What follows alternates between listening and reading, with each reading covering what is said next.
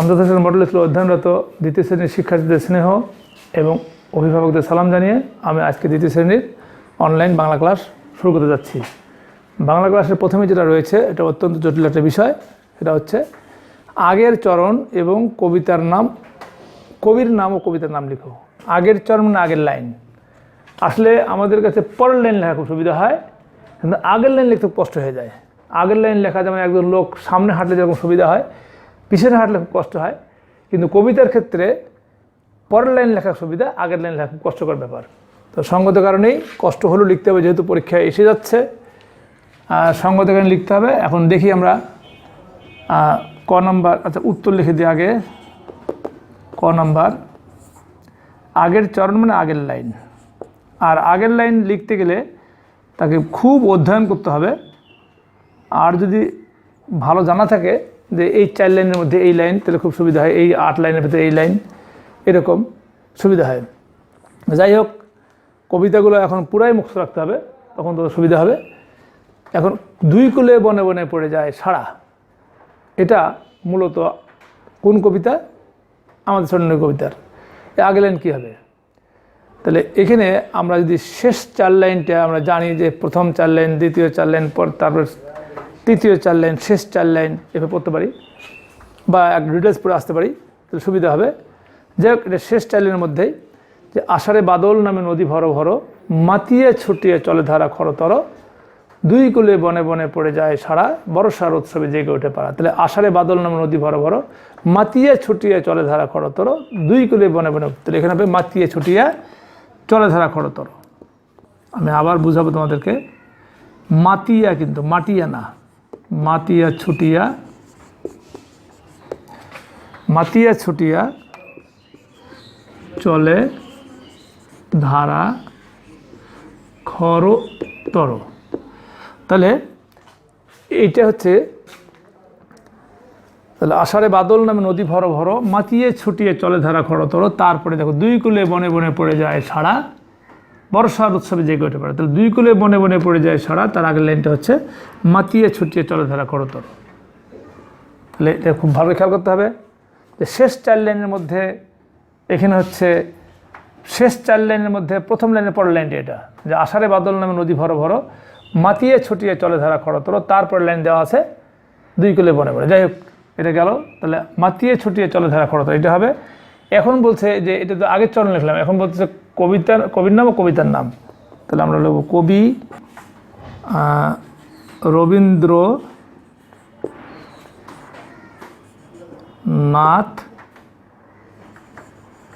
ঠাকুর। রবীন্দ্রনাথ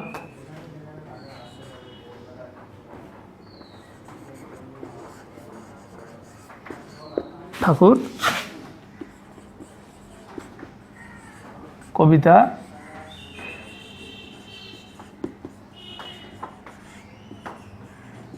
আমাদের ছোট নদী। কবি রবীন্দ্রনাথ ঠাকুর আর কবিতার নাম হচ্ছে আমাদের ছোট নদী। এরপরে খ নম্বরটা বলছে থামবে হঠাৎ মজার গাড়ি। তাহলে এটা হবে ঝকঝকাঝক ট্রেন, ঝকঝকাঝক ট্রেন চলেছে রাত দুপুরে, ওই ট্রেন চলেছে, ট্রেন চলেছে, ট্রেনের বাড়ি কই, একটু জিরোয় ফের ছুটে যায় মাঠ পেরুলেই বন, পুলের ওপর বাজনা বাজে ঝনঝনা ঝনঝন। ঝকঝকাঝক ট্রেন চলেছে রাত দুপুরে, ওই ট্রেন চলেছে, ট্রেন চলেছে, ট্রেনের বাড়ি কই, একটু জিরোয় ফের ছুটে যায় মাঠ পেরুলেই বন, পুলের ওপর বাজনা বাজে ঝনঝনা ঝনঝন। দেশ বিদেশে বেড়ায় ঘুরে নেইকো ঘোরা শেষ, ইচ্ছে হলেই বাজায় বাসি দিন কেটে যায় বেশ। থামবে হঠাৎ মজার গাড়ি, হ্যাঁ পাওয়া গেছে। দেশ বিদেশে বেড়ায় ঘুরে নেইকো ঘোরা শেষ, ইচ্ছে হলেই বাজায় বাসি দিন কেটে যায় বেশ। এটা হবে ইচ্ছে হলেই, তারপরে থামবে। থামবে হঠাৎ মজার গাড়ি একটু কিছু খক। তাহলে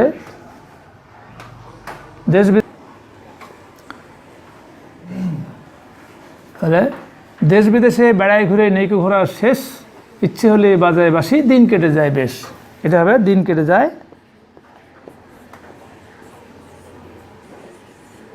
দিন কেটে যায় বেশ। তারপর হচ্ছে থামবে হঠাৎ মজার গাড়ি একটু গেছে খক, আমায় নিয়ে ছুটবে আবার ঝকঝকা ঝকঝক। তাহলে কী পাওয়া যাচ্ছে? দেশ বিদেশে বেড়াই ঘুরে নেই ঘোরার শেষ, ইচ্ছে হলেই বাজায় বাসি দিন কেটে যায় বেশ। থামবে হঠাৎ মজার গাড়ি, তাহলে দিন কেটে যায় বেশ। এরপরে কি? কবি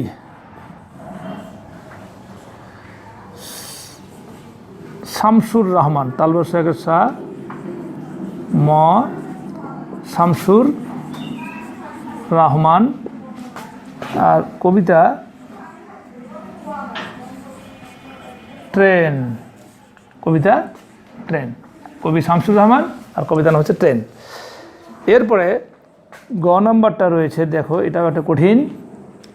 6 পায়ে পিল পিল চলি। তো 6 পায়ে পিল পিল চলি এটা তোমাদের কাজের আনন্দ কবিতার। পিপিলিকা পিপিলিকা দলবল ছাড়িয়ে একা কথা যাও যাও ভাই বলি, শীতের সঞ্চয় চাই খাদ্য খুঁজিতেছি তাই 6 পায়ে পিল পিল চলি। তাহলে এখানে কী হবে?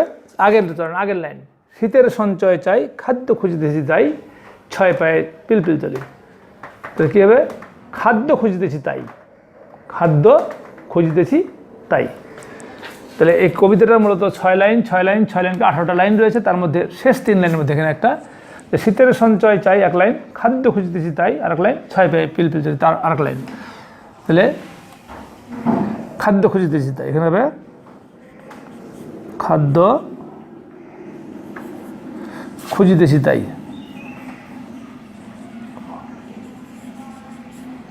খাদ্য খুঁজিতেছি তাই। এরপরে কবি আর কবিতা। কবি কৃষ্ণ চন্দ্র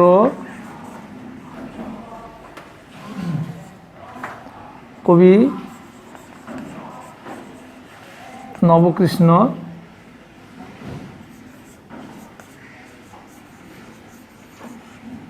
ভট্টাচার্য, নবকৃষ্ণ ভট্টাচার্য। আর কবিতা কবি নবকৃষ্ণ ভট্টাচার্য, কবিতা কাজের আনন্দ, কাজের আনন্দ, কবি নবকৃষ্ণ ভট্টাচার্য, কবিতা কাজের আনন্দ। তাহলে আশা করি তোমাদের হয়ে গেছে।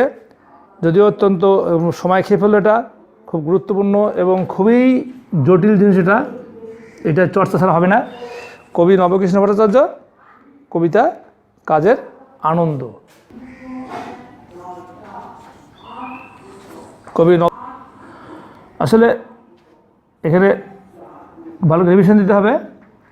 এটা টয় র ফেলা হয়ে গেছিলো, এটা টয় টেবিল লিখতে হয়। তাহলে কবি নবকৃষ্ণ ভট্টাচার্য আর কবিতা কাজের আনন্দ, এইগুলো তোমাদের অত্যন্ত গুরুত্বপূর্ণ জটিল একটা বিষয়। এরপরে তোমাদের যাব আমি 2 নম্বর প্রশ্নে। খেয়াল করো, ট্রেন কবিতাটি লিখেছেন কবি শামসুর রহমান। ঠিকই। এই বাক্যটিতে কয়টি বানান ভুল আছে? ভুল বানানগুলো শুধুকে লিখো। তাহলে এখন এই যে কবিতাটা, এই যে ট্রেন কবিতাটি লিখেছেন শামসুর রহমান, এই বাক্যটা যে লিখলাম আমরা, কয়টা ভুল রয়েছে? ট্রেন ঠিক আছে, কবিতাটি লিখেছেন কবি শামসুর, এখানে একটা ভুল, রহমান ভুল। তাহলে কয়টি ভুল রয়েছে এখানে? 2টি বানানে ভুল আছে, 2টি বানানে ভুল আছে। এখন এরপরে ভুল বানান আর লিখব শুদ্ধ বানান। ভুল বানানটা হচ্ছে একটা শামসুর, দন্তের সহায়কের সা লিখছে এখানে শামসুর একটা, আর একটা হচ্ছে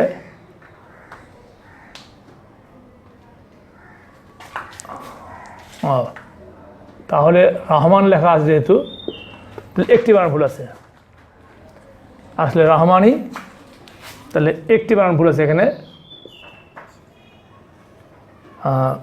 শামসুর রহমান। এখন দেখো, রহমানকে রহমান লিখে দিতে পারে,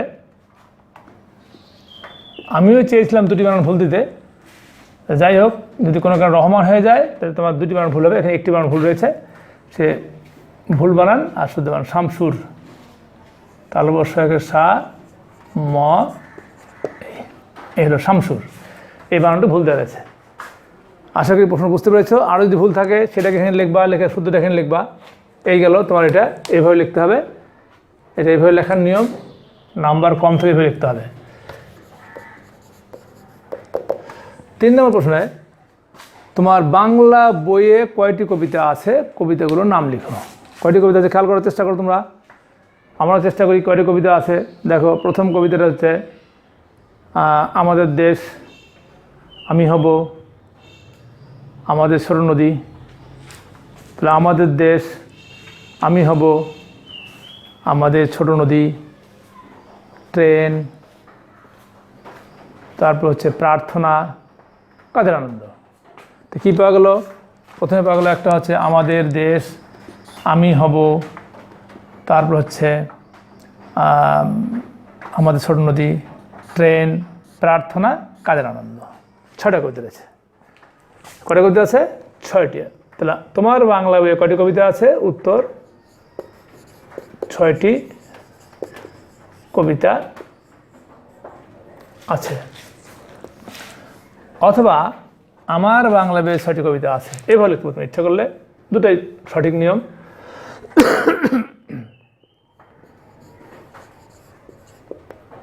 আমার বাংলা বইয়ে 6টি কবিতা আছে। গেল এটা প্রথম। এখন বলছে কবিতাগুলোর নাম লেখো। তাহলে কবিতাগুলোর নাম কী হবে? প্রথমে হবে আমাদের দেশ, জায়গা না তাহলে কমাতে কমাতে লিখতে হবে। তারপর হবে কী হবে? আমি হব। এরপর কী হবে? আমাদের ছোট নদী, আমাদের ছোট নদী। তারপর কী হবে? ট্রেন। তারপর কী হবে? ট্রেনের উপর হবে প্রার্থনা। তারপর কী হবে? কাজের আনন্দ দিয়ে কাজের আনন্দ। এই আবার দেখা যাক, আমাদের দেশ, আমি হব, আমাদের ছোট নদী, ট্রেন, প্রার্থনা, কাজের আনন্দ। এই 6টা কবিতা তোমাদের বইয়ে রয়েছে। এখন তোমাদেরকে নিয়ে যাবো আমি 4 নম্বর প্রশ্ন। বলছে শব্দ সমার্থক শব্দ লিখো। তো আমি এভাবে লিখে দিচ্ছি, যেহেতু এখানে জায়গা বেশি লাগবে না। প্রদত্ত শব্দ অথবা শব্দ লিখতে পারতো ইচ্ছা করলে। আর সময় আকারে মা,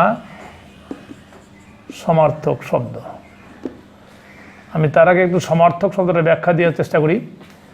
প্রদত্ত শব্দ বা দেয়া শব্দ বা শব্দ আর সমার্থক শব্দ, যেমন দুঃখ, এটা ব্যথা, বেদনা, মনের কষ্ট, লিখলাম বেদনা। এটা হচ্ছে সমার্থক শব্দ।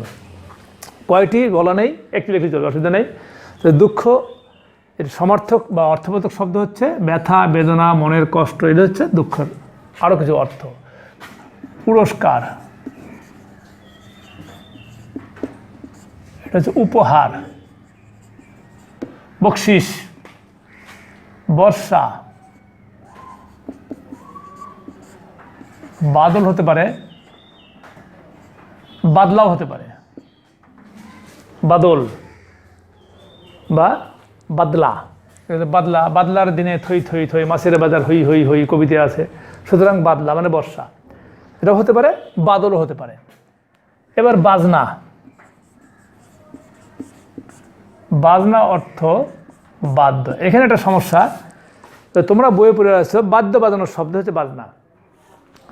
তো বাজনা হচ্ছে বাদ্য বাজানোর শব্দ, ঠিক আছে, বাজনা অর্থ বাদ্য বাজানোর শব্দ। কিন্তু যখন বলবো বিয়ে বাড়িতে বাজনা বাজে, তখন অর্থটা কি দাঁড়ায়? বিয়ে বাড়িতে বাদ্য বাজানোর শব্দ বাজে। এরকম তো নয়, বিয়ে বাড়িতে বাদ্য বাজে। তো বাদ্য মানে হচ্ছে এখানে ঢোল, ঢাক, তবলা, এটা হচ্ছে বাদ্য। তাহলে বাজনা অর্থ যদিও বাদ্য বাজানোর শব্দ, তখন বাক্য যখন দিব আমরা, তখন আমরা বাক্যটা যখন অর্থ বহন করতে কী হবে? বাদ্য, বাজনা অর্থ বাদ্য। বিয়ে বাড়িতে বাজনা বাজে মানে বিয়ে বাড়িতে বাদ্য বাজে। তাহলে বাজনা অর্থ বাদ্য হতে পারে, আর বাজনা হচ্ছে বাদ্য বাজানোর শব্দ হতে পারে। তো এখানে বিয়ে বাজনা অর্থ বাদ্য, যে এক কথা যদি বলি এরকম হবে। এখন তোমাদেরকে নিয়ে যাবো আমি 5 নম্বর প্রশ্নে।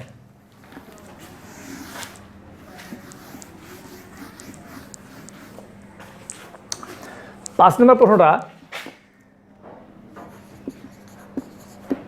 অত্যন্ত গুরুত্বপূর্ণ। আমরা হয়তো আরও 2-1 দিন আলোচনা করতে পারি, করে এটা শেষ করে দেব। এটা মূলত বচন পরিবর্তন। এটা কিছু নিয়ম বলা ছিল, এর আগে কতটুকু উল্লেখ করেছি অবশ্যই মনে নাই, তারপর মনে করে দিচ্ছি যে এখানে প্রাণীবাচক শব্দ, অপ্রাণীবাচক শব্দ রয়েছে। যে শব্দগুলো প্রাণীকে বোঝায়, কিছু অপ্রাণীকে বোঝায়। এই ধরনের শব্দের সঙ্গে সাধারণত অপ্রাণীবাচক শব্দের সঙ্গে রা, এরা, গুলো, গুলি, গণ, আবলি, মালা, নিচয়, নিকর, তারপর হচ্ছে দাম, ঝাঁক, এ ধরনের শব্দ যুক্ত হয়ে থাকে। আর প্রাণীবাচক শব্দের সঙ্গে সাধারণত গণ, ঝাঁক, সমূহ, সকল যুক্ত হয়ে থাকে। যাই হোক, এখানে যেটা দেওয়া আছে তোমার দেখো, আমরা সেটা বচন পরিবর্তন করে দিচ্ছি। এটা সব এক বচন। তাহলে এক বচন, বহু বচন হতে পারে কি? পর্বত, পর্বতমালা। একটু এর আগে বোধহয় আমি একদিন পর্বতের সঙ্গে অন্য কোথাও শব্দ বলেছিলাম। যদি ভুলবশত ভুল হয়ে যেয়ে থাকে, তাহলে তোমরা অন্য শব্দ ব্যবহার না করে পর্বতমালাই বেশি ব্যবহার করবে। এই শব্দটা বেশি ব্যবহারযোগ্য। কবি, এটা হবে কবিকুল, সমস্ত কবিকে বলা হয় কবিকুল। পুস্তক, এটা পুস্তকাবলী, এর সঙ্গে আবলি যুক্ত হবে পুস্তকাবলী। পুস্তক থেকে পুস্তকাবলী। এরপর কবিতা, কবিতাগুলো হয় বেশি ভালো হচ্ছে কবিতা গুচ্ছ, কবিতা গুচ্ছ, যেমন নজরুলের কবিতা গুচ্ছ আমি পড়েছি এরকম। এরপর হচ্ছে শৈবাল, নদীতে কম হয়, সাধারণত বিলে, পুকুরে, এই জায়গায় শৈবাল বেশি। শৈবাল দাম, শৈবাল, এর সঙ্গে দাম যুক্ত হয়, শৈবাল দাম। যেমন সহস্র শৈবাল দাম বাঁধে আসি তারে, কবিতার লাইন রয়েছে। এরপরে কুসুম, এটা হবে কুসুম দাম। কুসুম, কুসুম দাম। কমল,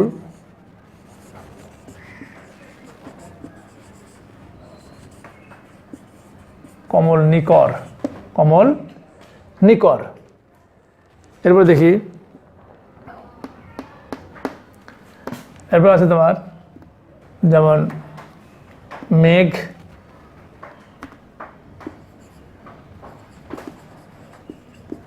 এক বচন।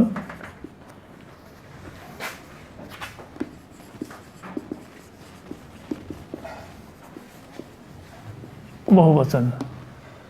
মেঘ,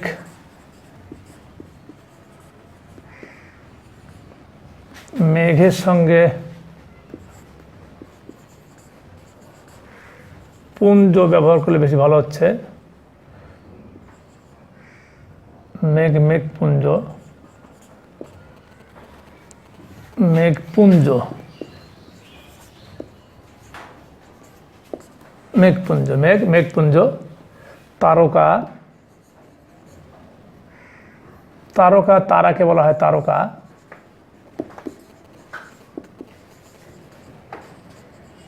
তারকা রাজি, তারকা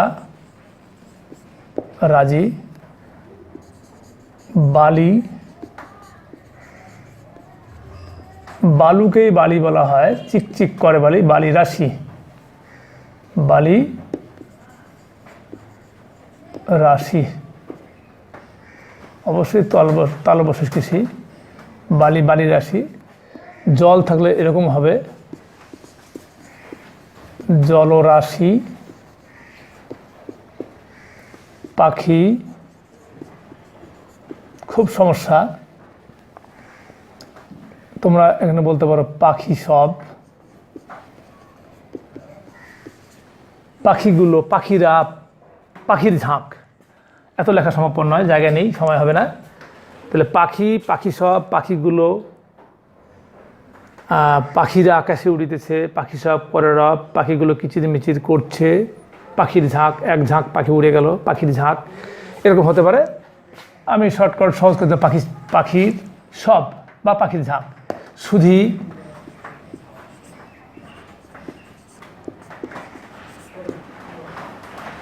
সুধী,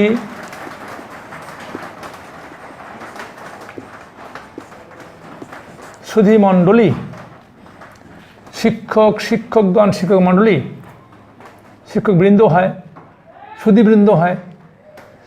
পায়রা,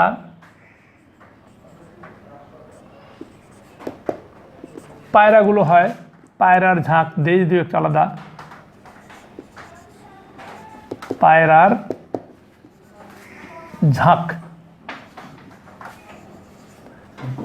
চন্দ্রবিন্দু আছে, বা পায়রাগুলো, পায়রার ঝাঁক হয়। গরু,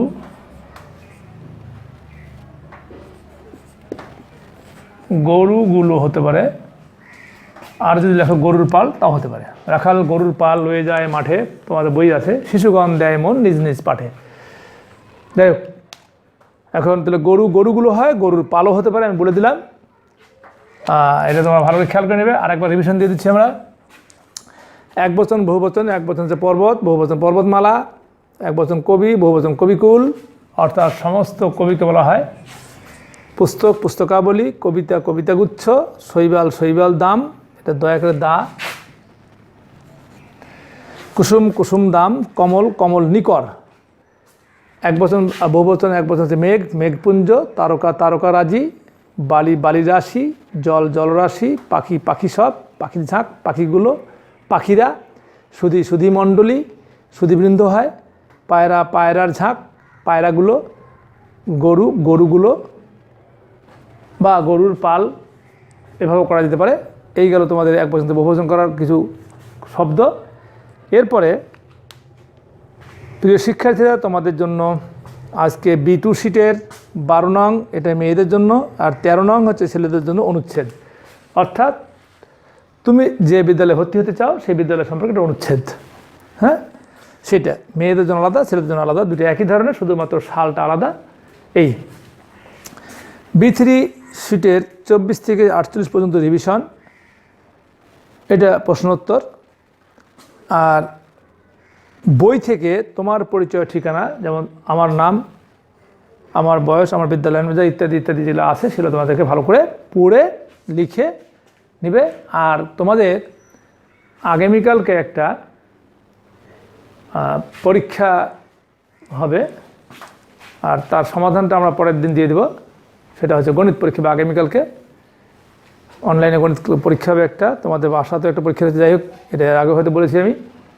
তো তোমরা ভালো করে অধ্যয়ন করবে যেন পরীক্ষাতে কোনো সমস্যা না হয়। তোমাদের সকলের সুস্বাস্থ্য, দীর্ঘায়ু কামনা করে শেষ করছি। খোদা হাফেজ।